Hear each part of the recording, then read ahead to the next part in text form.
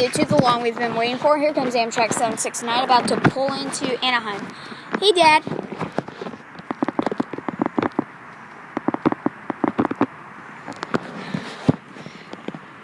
I see the cab car headlight, and it's not running Amtrak, it's running Surfliner.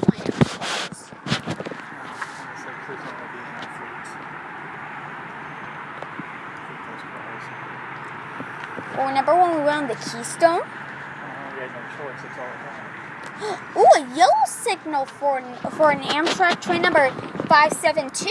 And I'm going to record that train at Fullerton. Alright, Daddy. Here it comes. Stand behind. Because it's running 10 minutes late into Anaheim. It's pulling in at 30 miles per hour, 48 kilometers an hour. So, stand aside. Let's see what's leading this time. 6953 this time. Whoa. That was smooth this time. Alright, Daddy, I'll see you at Fullerton. See ya.